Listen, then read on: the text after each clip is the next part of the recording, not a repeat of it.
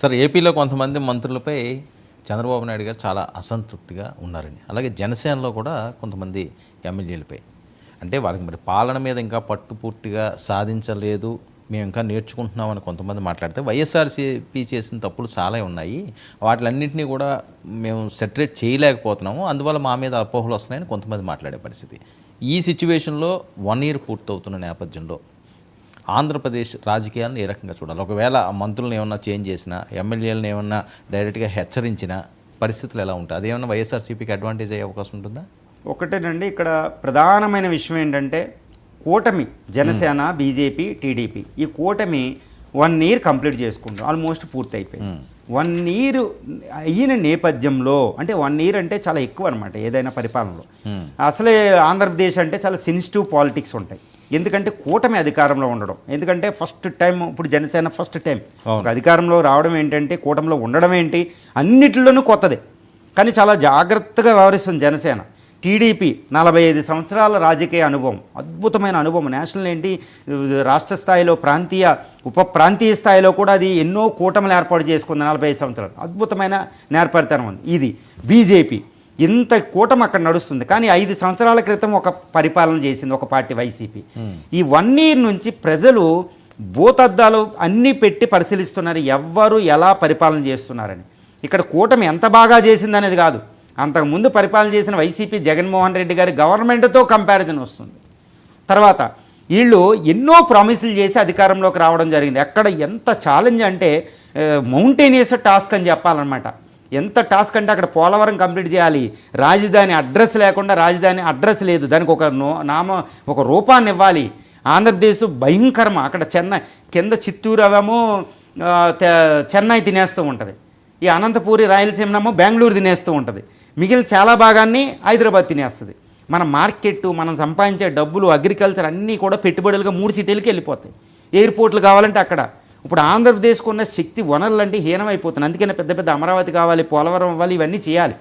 ఇప్పుడు ఇలాంటి సందర్భంలో ఇప్పుడు కూటమి అధినేతలు, ఇప్పుడు జనసేన పవన్ కళ్యాణ్ గారని, చంద్రబాబు నాయుడు గారని, వాళ్ళు ఎంత సీరియస్గా పనిచేస్తున్నారో వాళ్ళ వెనకాల ఉన్న సైన్యం, ఎమ్మెల్యేలు, ముఖ్యంగా మంత్రులు కూడా అదే స్థాయిలో పనిచేయాలి.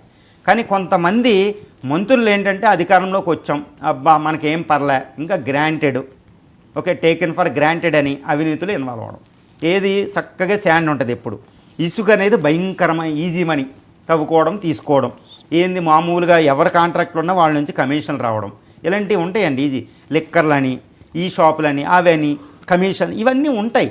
ఏంటంటే ఇప్పుడు పెద్ద అత్యున్నత స్థాయి నాయకులు వ్యవహరించినట్టు ఇక్కడ మంత్రులు వ్యవహరించరు. అందరూ నేను అంటలే, కొంతమంది ఎమ్మెల్యేలు, అందులో ఒక మంత్రి తప్పు చేసినా, కొంతమంది ఎమ్మెల్యేలు చేసినా మొత్తం కూటమికి వస్తుంది మొత్తం. అందుకనే వైసీపీ అడ్వాంటేజ్ తీసుకుంటుంది. కానీ ఇక్కడ చంద్రబాబు నాయుడు గారు కానీ, పవన్ కళ్యాణ్ గారు కానీ, జనసేనలో ఉన్నవాళ్ళు తప్పులు చేసినా, టీడీపీలో ఉన్నవాళ్ళు తప్పులు చేసినా, ఈ అధినేతలు వాళ్ళని బెదిరించినంత మాత్రాన వైసీపీ తరఫున వాళ్ళు వెళ్ళిపోలేరు. వాళ్ళని ఈవెన్ మంత్రులు తప్పు చేస్తే మంత్రులు తీసినా వాళ్ళు అక్కడే కూర్చోవాలి ప్రస్తుతం ఉన్న రాజకీయ సిచ్యువేషన్. ఎందుకంటే పీపుల్ కూటమికి అధికారం ఇచ్చారు, కూటమి 4 సంవత్సరాల పవర్లో ఉంది. ఇది తర్వాత వైసీపీ తర్వాత ఏమవుద్దో ఎవరికి తెలియదు. ఈ టైంలో వాళ్ళని మంత్రి పదవి చిత్తులు చేసినా వాళ్ళ పార్టీ అయితే వదిలేలేరు. కాబట్టి జనసేన అధినేత, టీడీపీ అలాంటి ఇప్పుడు టీడీపీ అధినేత లేదా బీజేపీ అయితే వాళ్ళ మంత్రులు కానీ, వాళ్ళ ఎమ్మెల్యేలు కానీ ఎవరైనా తప్పు చేస్తే నిర్మోహమాటంగా, భయం లేకుండా వాళ్ళ తొలగించి వాళ్ళు పూర్తి వార్నింగ్ ఇవ్వకపోతే కూటమి చాలా ప్రమాదంలో పడుతుంది. ఎందుకంటే చాలా చాలా పెద్ద ఎఫోర్ట్ చేయాలి, చాలా పనులు చేయాలి. దేశంలో ఏ రాష్ట్రం కూడా ఎదుర్కొనే ఆర్థిక, సామాజిక సమస్యలను అది ఎదుర్కొంటుంది. అలాంటి ఐడెంటిటీ, అలాంటి అధిగమించాలంటే వాళ్ళు చాలా డిటర్మైండ్గా పని చేస్తున్నారు. ఇలాంటప్పుడు సైన్యంలో ఎవరు పని చేయకపోయినా సింపుల్గా వాళ్ళని రిమూవ్ చేయాలండి. దానివల్ల పార్టీకి ఏం రాదు, వైసీపీకి వచ్చే లాభం కూడా ఏమీ లేదు. మీలో అవినీతి చూసారా అంటారంటే, అవినీతి చూస్తే అవినీతి మేము పట్టుకుని తీసామని వీళ్ళు చెప్తారు. సో వైసీపీకి అబ్జల్యూట్లీ నో అడ్వాంటేజ్ అండి. అంటే 164 సీట్లు అసలు ఊహించిన విధంగా ఆంధ్రప్రదేశ్లో కూటమి ప్రభుత్వం ఏర్పాటు చేసింది. ఇంత గొప్ప మెజారిటీ ఇచ్చిన ప్రజలకి ఇంకా 4 సంవత్సరాల టైం ఉండగా, ఈ 1 సంవత్సరంలోనే ఇవన్నీ కూడా బయట వస్తుండడం, ఈ రకమైన వార్తలు వెళ్తుండడం, అది కూటమికి ఎఫెక్ట్ కాదా భవిష్యత్తులో? ఎస్ అండి. ఇప్పుడు ఎలాంటి అవినీతి అనేది, అసలు అవినీతి మీరు ఎంత మంచి పని చేశారు, ఎంత బాగా చేశారని కాదు, ప్రజాస్వామ్యంలో అవినీతి వచ్చింది అనేటప్పటికి అయిపోతుంది. ఇప్పుడు చూడండి, యూపీఏ గవర్నమెంట్ ఉంది, 2014 వరకు మన్మోహన్ సింగ్ గారు యూపీఏ గవర్నమెంట్. ఎన్నో అవినీతి 2G స్కామ్లని, 1G స్కామ్లని, పెట్రోల్ బొగ్గు గనుల స్కామ్లని, ఎన్నో స్కామ్లు వస్తే ఆ స్కామ్లని ఎత్తి చూపి మోడీ గారు అధికారంలోకి వచ్చారు. మోడీ గారు 3వసారి అధికారంలోకి వచ్చారు. కానీ రెండిట్లో ఎక్కడ కూడా అవినీతి ఆరోపణలు లేనందుకే ప్రజలు ఆదరిస్తారు. అక్కడ అవినీతి అనేది మీరు ఎంత గొప్ప నాయకులైనా నాశనం అయిపోతారు. కాబట్టి కూటమి మీరు అన్నట్టు ఇప్పటికే చూడండి 175 సీట్లలో అది ఒక అద్భుతం అని చెప్పాలి. 11 సీట్లు మినాయిస్తే దీనికి 8, దానికి 21 బీజేపీకి, తర్వాత 135 మొత్తం సీట్లు మొత్తం పట్టుకుపోయిందనమాట. ఓకే, 37.9% ఓటు షేర్ వైసీపీకి వచ్చింది. సీట్లు మాత్రం 11. ఏం ఉపయోగం? అపోజిషన్ హోదా కూడా ఇవ్వకుండా ప్రజలు ఇచ్చారు. ఇది గుర్తుపెట్టుకోవాలి. ప్రతి ఎమ్మెల్యే, ప్రతి ప్రజాప్రతినిధి, నాయకులు ఎలా దీక్షతో డిటర్మైండ్గా పనిచేస్తున్నారో ఆంధ్రప్రదేశ్ ఐడెంటిటీకి, అదేవిధంగా వీళ్ళు పనిచేయాలి. ఎలా పనిచేయాలి? అరే ఇంత మెజార్టీ ఇచ్చారు, అపోజిషన్కి ఈవెన్ ప్రతిపక్ష హోదా కూడా ఇవ్వలేదు అనే స్పృహ అనేది చిన్న కార్పొరేట్ స్థాయి వరకు ఉంటేనే కూటమిలో వాళ్ళు బాగా పనిచేస్తారండి.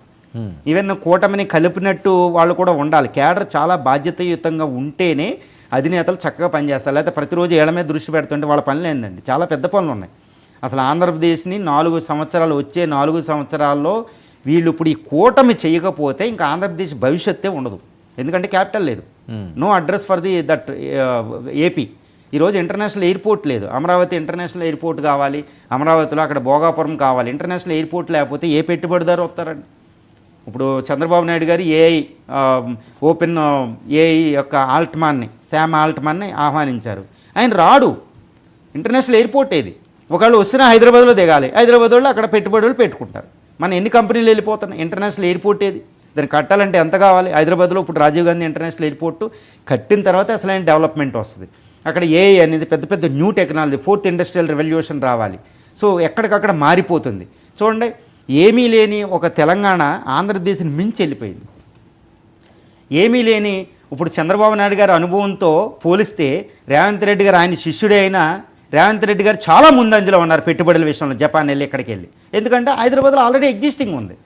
కానీ అంత అనుభవం ఉన్న చంద్రబాబు నాయుడు గారు తక్కువ చేయగలుగుతున్నారు. ఎందుకంటే అక్కడ ఏమీ లేదు. ఏమీ లేని 0 నుంచి తీసుకెళ్ళాలి. ఇప్పుడు ఆంధ్రప్రదేశ్ పరిస్థితి భయంకరమైన పరిస్థితి అండి. ఈ పరిస్థితి చేయాలంటే చాలా డిటర్మెంట్గా చిన్న కార్పొరేట్ నుంచి అందరూ కూడా చాలా జాగ్రత్తగా సైన్యంగా పనిచేయాలి. కాబట్టి వాళ్ళు అవినీతి ఎదుర్కొంటే వాళ్ళని తీసిపడేయాలి అంతే. వాళ్ళని అసలు ఉండడానికి లేదు నిర్మోహమాటంగా. ఒకవేళ ఈ తప్పును పట్టుకుందని వైసీపీ తప్పును తీసేసినంత మాత్రాన ఇది రాజకీయంగా వాళ్ళకి ఏమి డిసడ్వాంటేజ్ ఏం కాదు.